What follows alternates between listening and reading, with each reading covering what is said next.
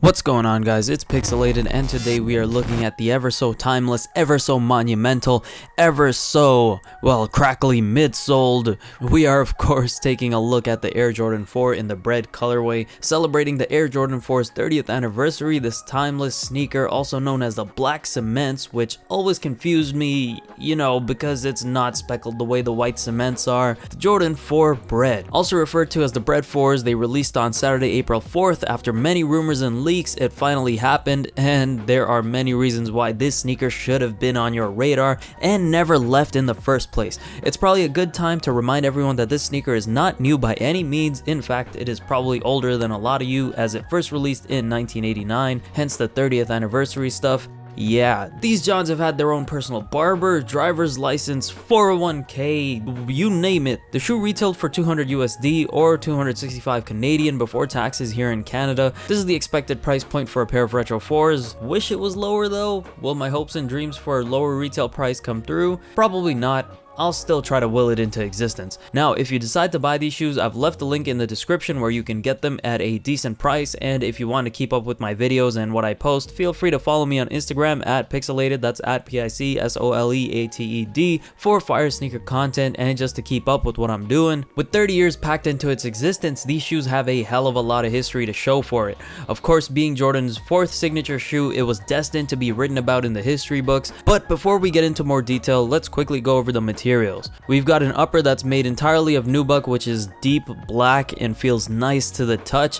We have the classic netting on the sides and the tongue of the shoe in all black. We have one of my favorite parts of the shoe, the gray triangular web-like eyelets on the bottom and top to hold the laces.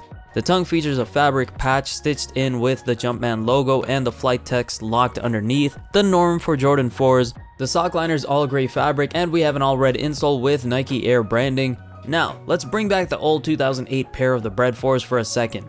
You can see they haven't really held up really well. Then again, it's been over 10 years. One clear difference between the two is that this new pair has white elastic bands inside holding the tongue in place, while the old 2008 pair has black elastic bands. It's kind of hard to see, but you can kind of make it out. It's a minor difference, but I thought I'd point it out anyway. Another difference is the Nike Air branding on the insole on the 2019 pair versus the now dilapidated logo on the 2008 pair. It was part of one of those countdown packs and came with a pair of Bred 19s, so the logo on the insole probably had something to do with that countdown pack. I think it had something to do with Jordan 6 rings. And of course, the big difference, the true reason people were up in arms about this shoe, which is what makes this 2019 pair a true retro, is the Nike Air logo on the back versus the Jumpman logo on the 2008 pair. I know a lot of people got aroused when they saw that Nike Air, which also people have been complaining about, of the Nike Air logo not being aligned. Yeah, maybe compared to the old logo from the 89s, but to me this logo seems like the regular Nike Air logo you see everywhere nowadays.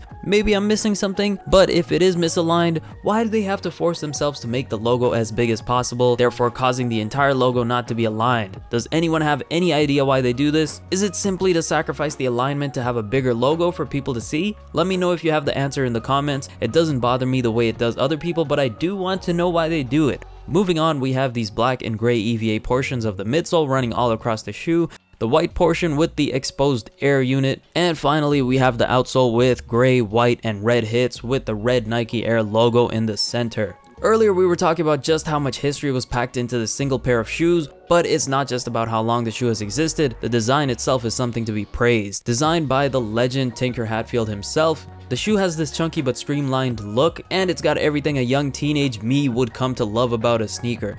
It's got a bit of a boxy but sleek look, kind of like an Escalade, the car that was considered the epitome of cool at the time I was a teenager. The bright red hits popping and contrasting against the deep blacks, giving it a sort of arcadey vibe, another hotspot for the cool but nerdy kids in my teenage years. And that tongue. That oh so long tongue that extends over the rest of the shoes to stick out so you can tuck the leg of your 3 sizes too large pants behind it. Who can forget that? When it comes to sizing, there's no ifs, ands, or buts about it. These fit true to size. Most Jordan 4s I've bought in the past have always felt a touch too big at my true to size 10, and they were always just a touch too tight at size 9.5, which is half a size down for me.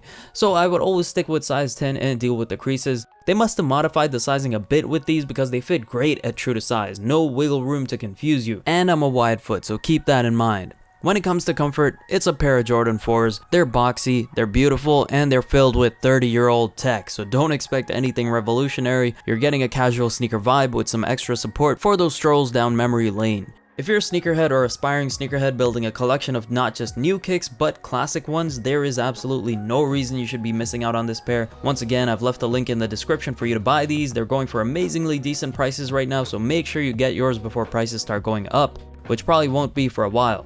But it's better to be safe than sorry. What did you guys think about the Jordan 4s? Are they up your alley or are they gonna stay out of your lane? Let me know in the comments. Catch you later.